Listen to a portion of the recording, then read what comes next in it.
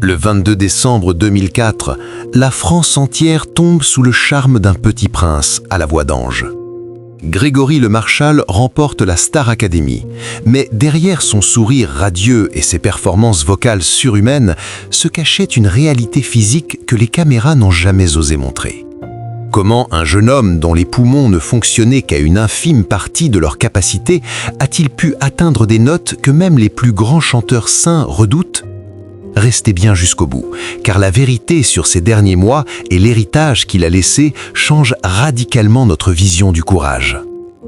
La mucoviscidose n'était pas seulement une maladie pour Grégory, c'était un combat de chaque seconde.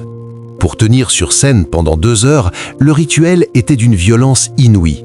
Entre les séances de kinésithérapie respiratoire épuisantes juste avant de monter sur les planches et les traitements lourds en coulisses, Grégory vivait dans une urgence permanente.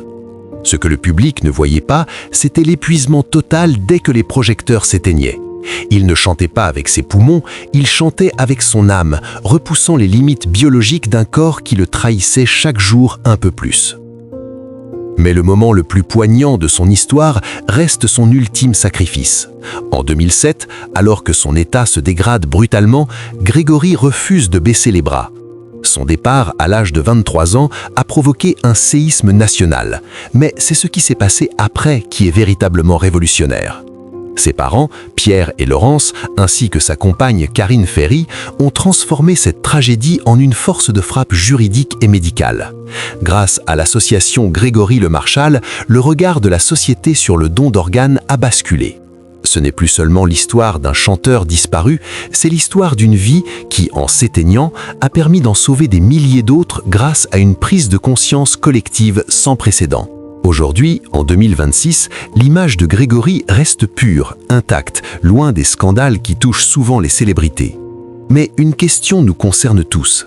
Pourquoi a-t-il fallu un tel sacrifice pour que nous comprenions enfin l'importance vitale du don d'organes ? Sommes-nous assez conscients que nous portons tous en nous le pouvoir de sauver une vie ? Est-ce que Grégory Le Marchal est pour vous un simple souvenir de télévision ou un véritable symbole d'espoir et de résilience ? Partagez votre émotion en commentaire et dites-moi quelle chanson de Grégory continue de vous faire vibrer aujourd'hui. Votre hommage est essentiel pour que son combat ne soit jamais oublié. Ton départ précipité a marqué tant de monde. Et ton dernier cri, cette promesse de ne jamais baisser les bras, personne ne l'a oublié, tu sais.